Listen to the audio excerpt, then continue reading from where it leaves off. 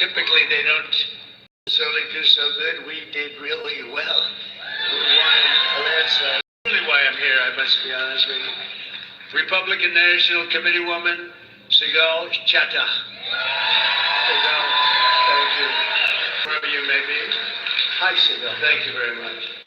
Republican National Committeeman, Jim DeGraffenreid. That's a hell of a beautiful name, but I know the name so long, it's easy to say. One of the greatest people, I'll tell you, a man who's done so damn well. I don't know what it is with him. He's just a legend. He's one person, you know, we can all sort of be replaced, although we don't like to think that. Maybe it's not true. But this is a guy that can't be replaced. There's nobody like him. Dana White. Where's Dana White?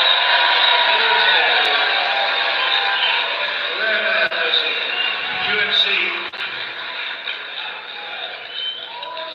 Are the Nut Boys here? Oh yeah, there they are, the Nut Boys right there.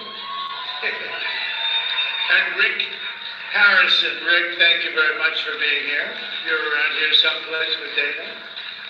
Mr. Phil Ruffin, his wife Alexandra, and their two beautiful children, Richard and Marlena. Phil, where's Ruffin? Where's Phil Ruffin? He's right here, so he's some legend, I'll tell you. He's a legend in Las Vegas and beyond. Phil, he's here. He'll be coming out. Today we talk about how we're going to end the economic suffering and stagnation and disaster of the past 4 years and create the 4 greatest years in the history of our country. That's what's going to happen.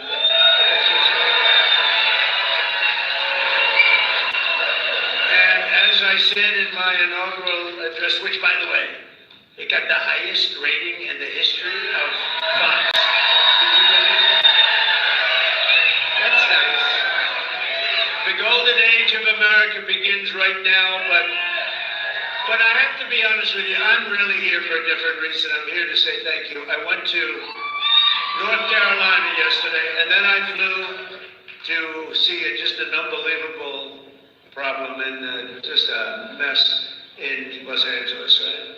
And I said, you know what I ought to do? I want to come to a state known as Nevada. Has anyone ever heard of it?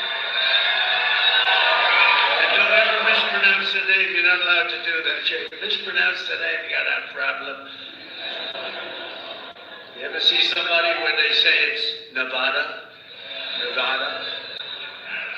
No, they're in deep trouble. I want to come to Nevada to pay my respects because this is the only Republican win of this state in decades, and it was a very big landslide. So.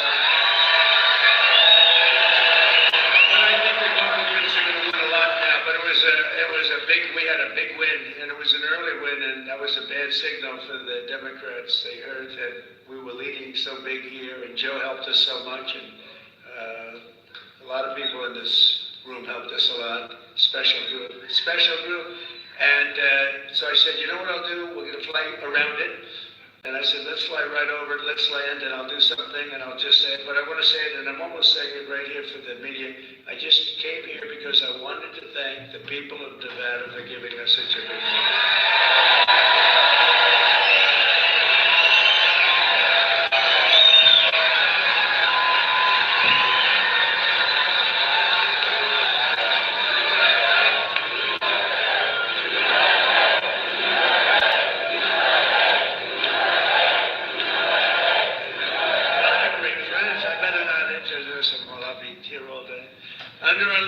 We're going to defeat inflation, bring down prices. We're going to raise those wages. They're going to go up. They're going to go up. Put more money in your pocket, secure our borders, restore law and order to our cities, and we're going to make America great again. And for 4 long years, the last administration waged war on the American middle class and everybody else. They had a lot of wars. We had no wars when I left. You know, we defeated ISIS, and we stayed out. Nobody wanted to mess with us. They had a lot of wars. We're trying to put them out. We'll get them put out. Don't worry, we'll get them put out. We were headed to World War III. I'm telling you, we would have had problems like you wouldn't believe. They shut down American energy, buried you in crippling regulation, imposed hidden taxes, and spent trillions and trillions of dollars corruption and radical left lunacy. These were lunatics. The result was the most brutal inflation in a half a century, perhaps ever, in this country, I think ever, and soaring prices for food, groceries, and other household goods. The people of Nevada are now paying nearly $1,200 per month more to make ends meet since I left office. Think of that, $1,200 at least. But since I became the 47th president at noon on Monday, I've been moving with urgency and historic speed to fix every single calamity of the Biden administration that they've created. And this week alone, I took nearly 350 executive actions to reverse the horrible failures and betrayals that we inherited from a group of people that didn't know what the hell they were doing. What they've done to this country, especially the open borders, where they have, think of it, 21 million people came in. Many of them are criminals, murderers. Well, we're getting them out. You see it. You see it yesterday, firsthand. Our message could not be more clear. America's decline is over. American decline is over. We're laughed at all over the world. Now we're not laughed at anymore, I'll tell you. What the world witnessed this week is nothing less than a revolution of wealth creation for everyone and also common sense. It's about common sense, it really is. We're the party of common sense.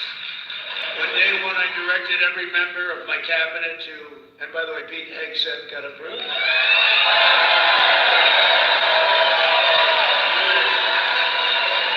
And Kristi Noem just got approved, Governor. She's going to keep it. She's a tough one. And she's going to do a great job. On day one, I directed every member of my cabinet to marshal all powers at their disposal to defeat inflation and bring down the cost of daily life. We want to bring prices down. Too high. They were way up. They didn't come down. I imposed a federal hiring freeze, a federal regulation freeze, a foreign aid freeze. Oh, that's a nice one. And I created the new Department of Government Efficiency, and we're going to have a lot of good people. We're going to get Elon Musk to get involved in that. He already is. People like him. I terminated the ridiculous and incredibly wasteful Green New scam.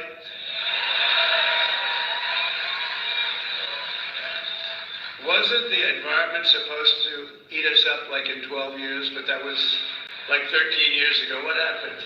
We're still here. We're still here. Remember, we have 12 years to live. Remember that? Done by somebody that never even took a course on the environment. AOC +3. Do you remember those two? They would tell us about the environment. AOC +3. This action alone will save hundreds of billions of dollars of American taxpayers' money.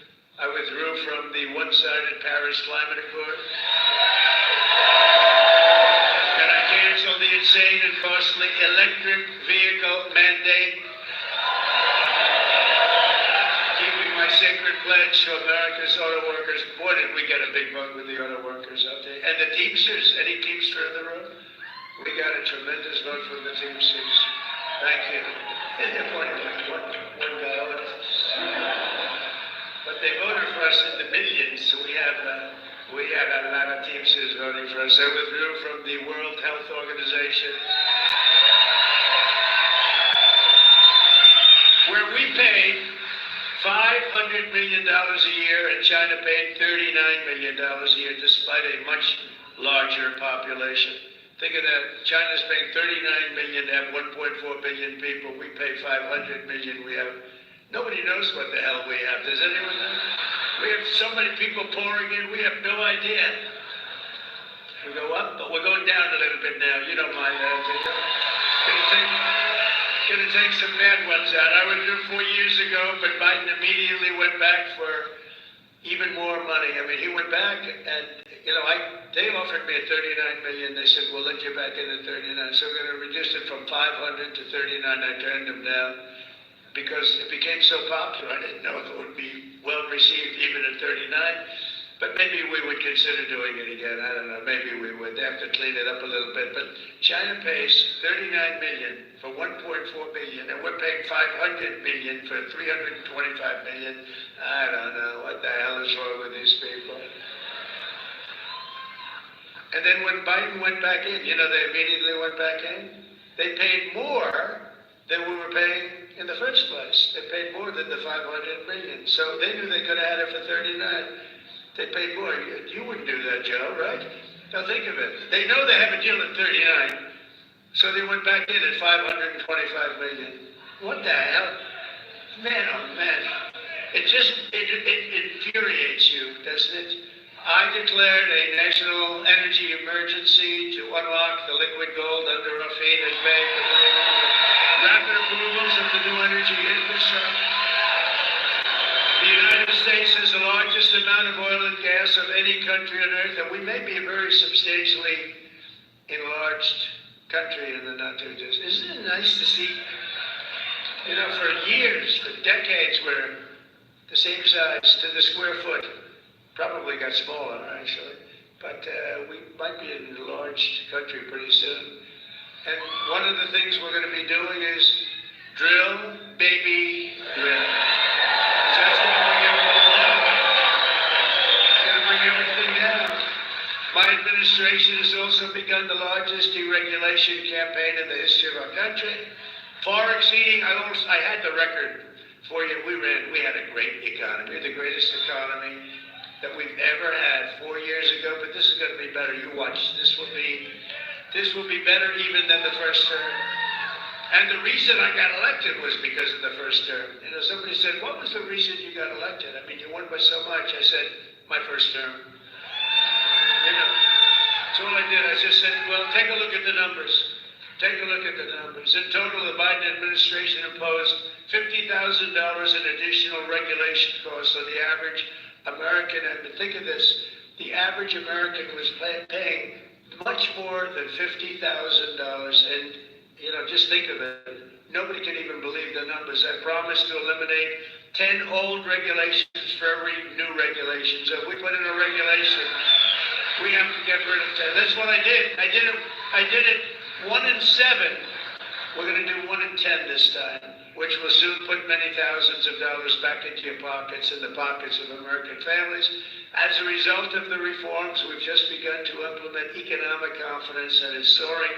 So this week, Oracle, OpenAI, and SoftBank announced Stargate, a $500 billion investment in AI infrastructure, which is going to be very big for Nevada, I have to tell you, the largest in history, and which will create an estimated 100,000 American jobs. Saudi Arabia just said that they're going to invest at least $600 million. This is because of the election, by the way. And I believe they'll make it $1 trillion. I'm going to ask them to make it $1 trillion. What the hell? The money means nothing to them. You know where they made their money? From liquid gold, right? They got a lot of liquid gold. We have more. We have more than Saudi Arabia. They've got a lot. We've got more. We got more than anybody. We just don't use it because of the environment. These people are crazy.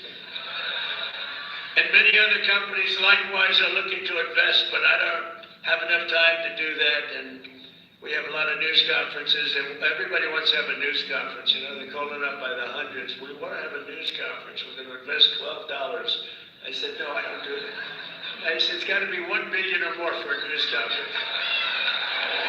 $1 billion.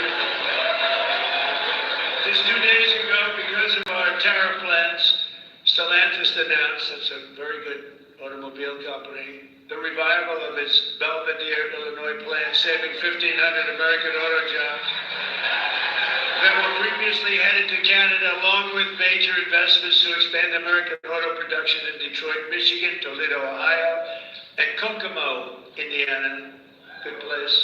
All of these investments are happening only because of our historic victory, and if we didn't win, it'd be just the opposite.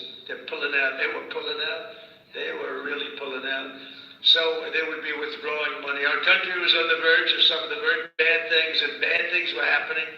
And now there's light not only over America. I've heard it from even our enemies. They call up and they say, sir, we hate you. We do hate you, but there's light over the world right now. They hate me. Some of them hate me. If they like me, you got a problem, right? They like Sleepy Joe. What's not to like? You know, they call up. It's funny. I was told today by one of the big leaders of the world, would call for a telephone call with the President of the United States a year ago.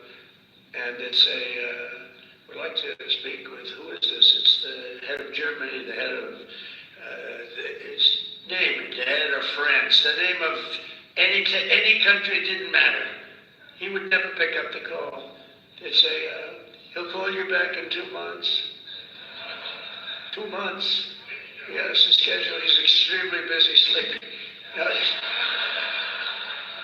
Macron of France, he'll call you back in 2 months. So 2 months comes along and there's no call. They say, he didn't call. The stories are, I mean, these stories are not very exaggerated. I want to tell you, a little bit for laughter, but you know, it's only for laughter. The fake news will say, oh, he exaggerated. It was only 1 month, you know.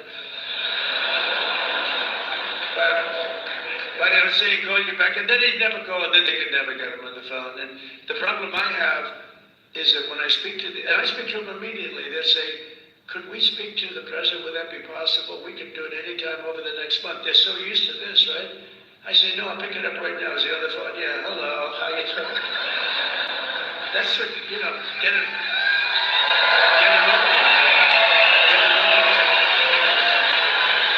The only problem, they were so starved for love from the United States, I cannot get them off the phone. I can't get people to hear that say, I have to go now, King, or I have to go now, President. But you can't get them off the phone. They're starved for love. You know, for years they haven't spoken. They didn't even know we had a president, if you want to know. But under our leadership, America is back open for business, and it's really good. It's really good. And they have, though. They said, you know, there's like a light all over the world now. It's not just here. We feel a light over our country. Everyone does. But there's a light all over the world. We've accomplished more in 1 week than other administrations have accomplished in 4 years, and we're just getting started. We got rid of the woke. We got rid of the woke crap. What a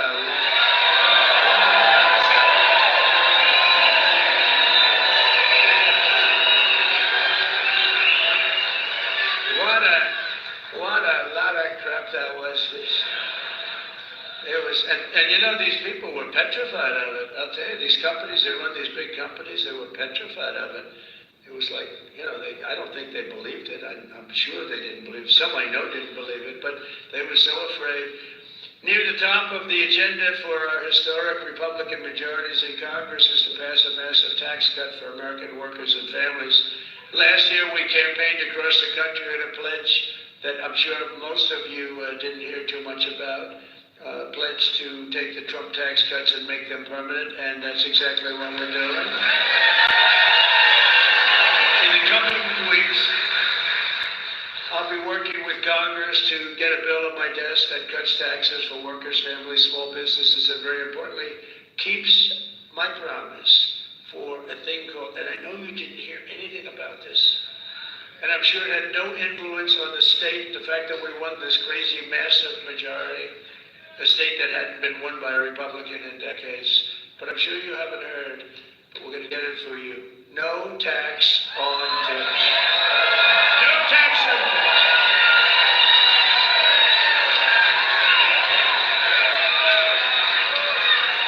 So if you're a restaurant worker, a server, a valet, a bellhop, a bartender, or one of my caddies, I go through caddies like candy. If I play badly, I always blame my caddy. Or any other worker who relies on tipped income, your tips will be 100% yours.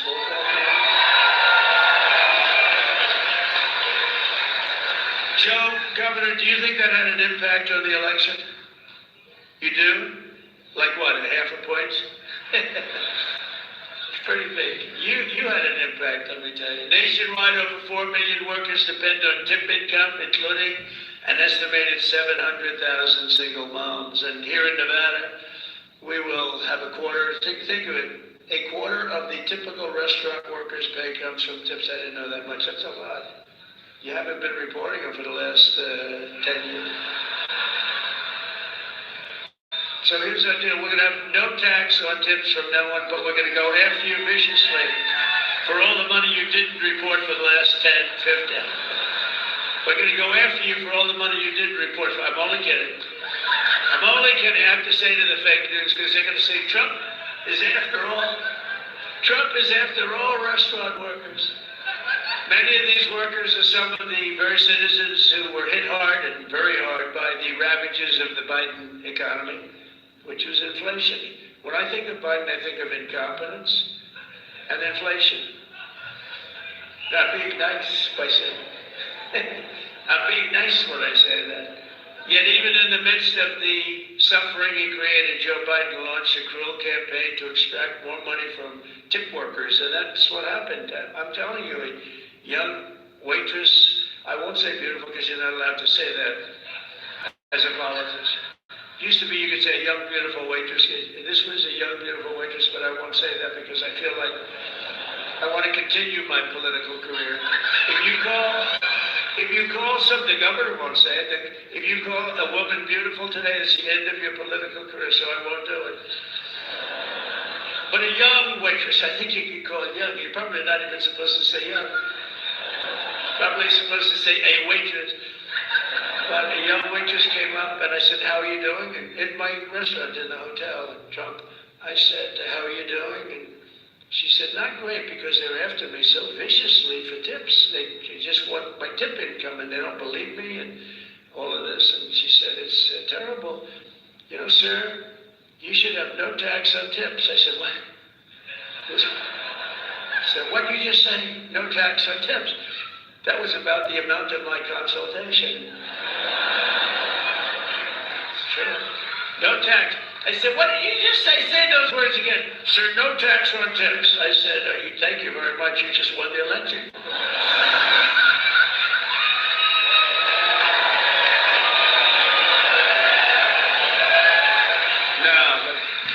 No, we did research into it. I think it's going to be great. But under the Trump administration, the forgotten men and women of our country are going to be forgotten no longer. You know that. They weren't forgotten 4 years ago.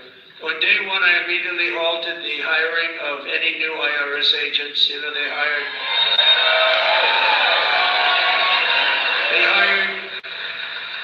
or tried to hire 88,000 new workers to go after you, and we're in the process of developing a plan to either terminate all of them or maybe we'll move them to the border.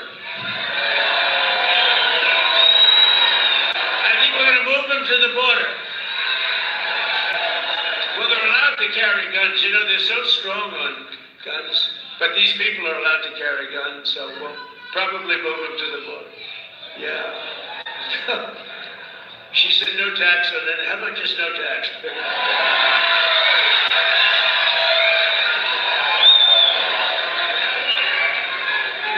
You know, if the tariffs work out, like I think a thing like that could happen if you want to know the truth. You know, years ago, 1870 to 1913, we didn't have an income tax. What we had is tariffs, where foreign countries came in and they stole our jobs, they stole our companies, they stole our product, they ripped us off. And, you know, they used to do numbers, and then we went to a tariff system, and the tariff system made so much money. It was when we were the richest, from 1870 to 1913. Then we brilliantly came in with an income tax. No, we don't want others to pay, let's have our people pay. And then you had the Depression in 1928, 1929. I call it 1929. That was a bad time, but you know, you didn't have tariffs, and you had tariffs that ended in 1913. But it was the richest our country ever was. That was President McKinley. In fact, we're renaming the mountain, Mount McKinley.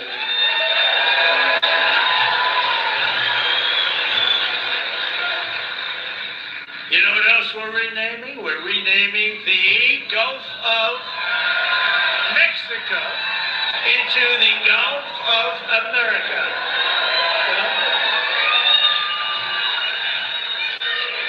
And Mexico, actually, they were thrilled when they heard. They said, "That's nice." A few months from now, when I sign our tax cut into law, we're going to deliver for the tip-earning men and women who make it all work. I mean, it's going to be something very special, I think, for you. It's going to be a big difference. And with us today is Jessica Angiano, an employee here at Circa. This is a nice place, by the way, and I just met your owner. He's a nice man. He's rich, too. But Circa's very nice, and a hard-working single mother of two with incredible children. Jessica's struggling to pay for medical bills to remove a tumor behind her right eye. She's had some real difficulty. She's currently saving up for a second surgery, which will hopefully be very successful, while also paying for her children's daycare. And Jessica says that no tax on tips would transform her life. It would make such a big difference. So Jessica, we're going to get that for you. Where are you, Jessica? You around here someplace, huh? Hi, Jessica. Oh, so beautiful. Very nice. It's working out medically good? Everything good? Gonna be good. Thanks, good. You look fantastic. It's good. You look great. Also with us is Lexi York, a 28-year-old cocktail server here at Circa, who's got big dreams of being an entrepreneur. Lexi says that no tax on tips will help bring those dreams much closer to reach, and she's going to be one of the biggest proponents for it. We're going to have a lot of support when we go before Congress very soon to get that passed. Lexi, where are you? Where are you? Hi, Lexi. We'll get it done. And we're also pleased to be joined by Rosanna Maeda, President and CEO of the American Hotel and Lodging Association, which strongly supports this pro-worker reform. And Rosanna, would you like to come up and say a few words on behalf of so many people? Come on up. Come on up.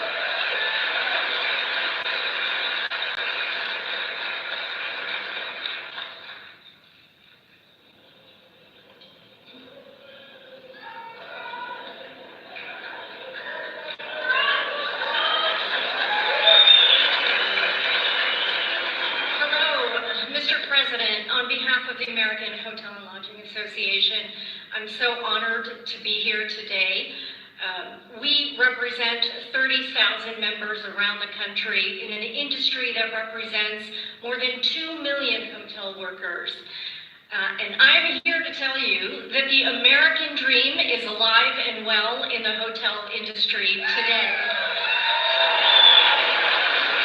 It is still one of the few places where you can have and grow your career, starting a job as a housekeeper or a dishwasher or bellhop, to running a hotel, to owning a hotel or a few, and to even becoming the CEO of a global brand or President of the United States.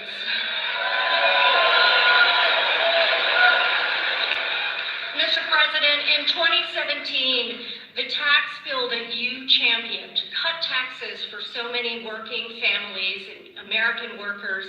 It helped small businesses, hotel owners in our country who make up the majority of the industry, reinvest in the economy, spurring jobs and growing and strengthening the economy. And the no tax on tips builds on that momentum. And so we're so excited to support you in that effort. That's why we're here today.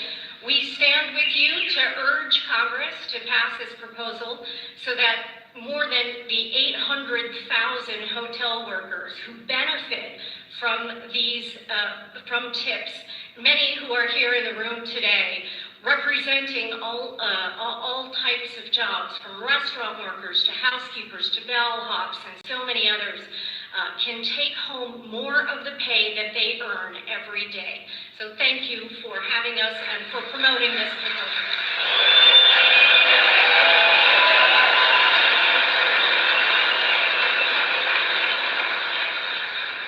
Thank you very much, Jessica. Great. After 4 long years, and these were long years of a government that always put you last. They put America last, they put you last, they put everybody last that was associated with us. You once again have a president who's putting our workers first, putting our families first, and above all, putting America first. And we're going to keep America first, and you see it.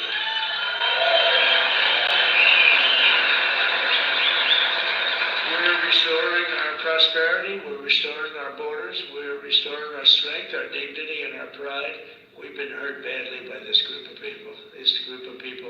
They didn't have a clue what the hell was happening. It's so disgraceful that they were allowed to do it. But quite honestly, we're restoring our country Within hours of taking the oath of office, I declared a national emergency at our southern border. I sent active duty troops to the border to help repel the invasion. Tom Homan is leading the charge, you know that. We like Tom Homan. Great job. We immediately halted all illegal entry and began sending every border trespasser and violator back to the places from which they came. I signed an order that will designate the cartels as foreign terrorist organizations. It's a big deal. That's a big deal. Biden didn't want to do that. No, I don't want to do that. Biden didn't know he was alive. He didn't want to do it. He didn't want to do that. I always wanted to do it, you know. I mean, think of it. Is that a terrorist organization or what?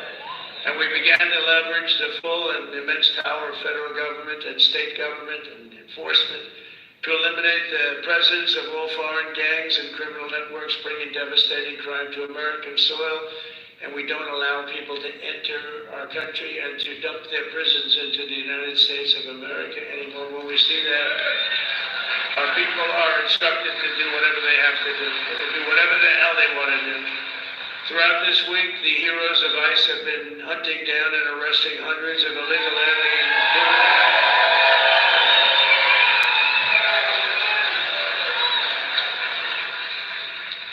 and its immediate expulsion, including those with charges of convictions for rape, child sexual assault, terrorism, and even murder.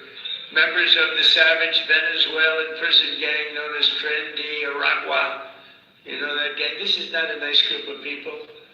They formed in prison, and then they dumped their prisons into our country. So we had them all over the place. Ask Colorado, the governor of Colorado, he doesn't know what to do about it. They're all over the place. We'll get them out. We'll get them out.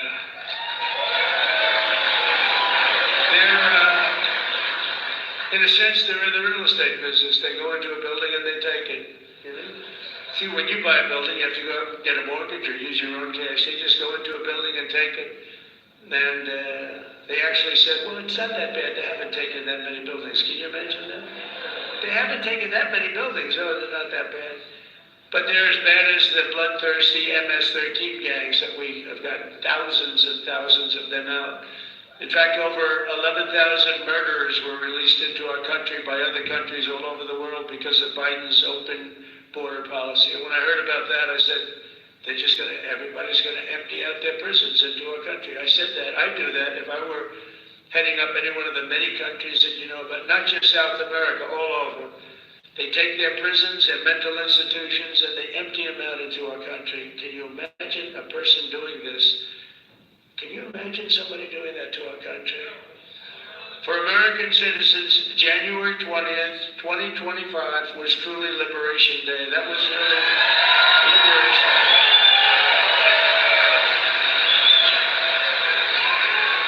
This week I also signed an order to end the weaponization of our government against American people and political people like me.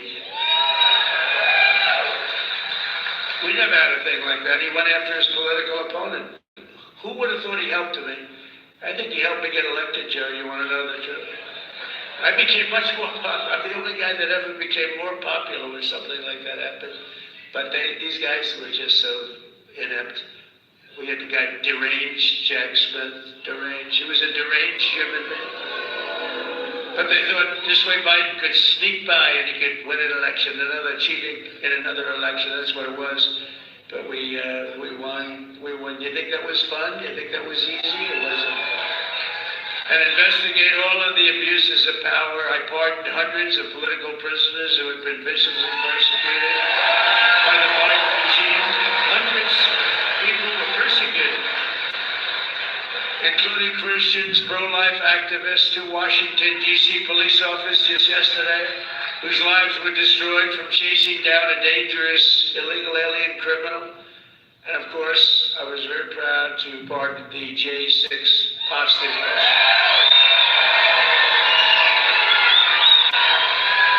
Once and for all, I stopped government censorship and we brought back free speech in America. We brought it back. We did more of this last week. People can't even believe it. I also signed an order to declassify and publish all remaining files related to the assassinations of President John F. Kennedy, Robert Kennedy, and Martin Luther King Jr. I signed an order that will end all of the lawless diversity, equity, and inclusion nonsense all across the government and the private sector. We abolished 60 years of prejudice and hatred with the signing of one order, all approved by the United States Supreme Court. We're allowed to do it because we are now in a merit-based world. We're a merit-based country. Did you ever think you were going to hear that again? It's based on merit. If you've got the talent, if you've got the work, the ethic, the whole thing, it's based now on, it's not based on any other thing, it's based on merit. It's based on your capability. The United States has now become, again, a meritocracy. Isn't that a beautiful word? Based on merit. If you do your job well, you're going to go places. And I made it the official policy of the United States government that there are only two genders, male and female.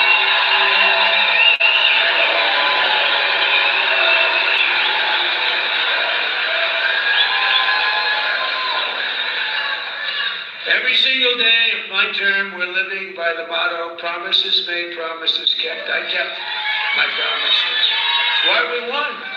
It really is why we won. We won because of the past 4 years. We won because of that. But this is going to blow it away.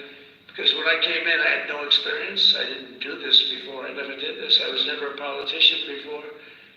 I was talking J.D. Vance. By the way, hasn't he done a great job?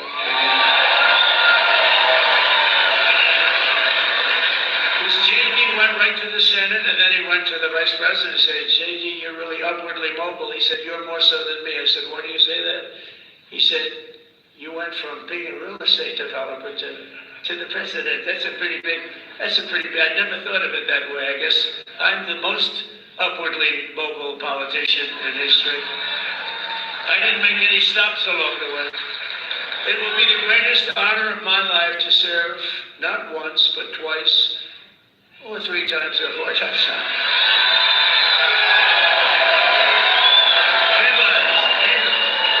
Headlines from the fake news. Now it will be to serve twice. For the next 4 years, I will not rest, I will not yield, and together we will not fail. We will win, win, win. We will bring back the American dream. We're going to bring it back. You know, in recent years, our nation has suffered greatly, but we are going to make it great again, greater than ever before. We'll be a nation like no other, full of compassion, courage, and exceptionalism. That's what we're doing, and that's what it's all about. And you see that. I think you see it more in the last week than you've seen it in years. And I walked up the stairs of that massive plane that's waiting for me, that big 747, and I said, there's no way I'm going to let myself fall, because that was one hell of a... That triple fall was a disaster. I would call that a political disaster. You can fall once, you can fall twice, but you can't fall 3 times. You can't fall 3 times. What a disaster. I use that in every ad I think I ever did. Our power will stop all wars and bring new spirit of unity to a world that's been angry, violent, and very unpredictable. America will be respected again and admired again, including by the people of religion, faith, and goodwill. We're bringing back religion in this country. We will be prosperous. We will be free. We will be bigger, bolder, and more ambitious than ever before. And together we will make America powerful again. Make America wealthy again. Make America healthy again. We will make America strong again. Make America proud again. We're going to make America safe again. And we will make America great again. Thank you very much.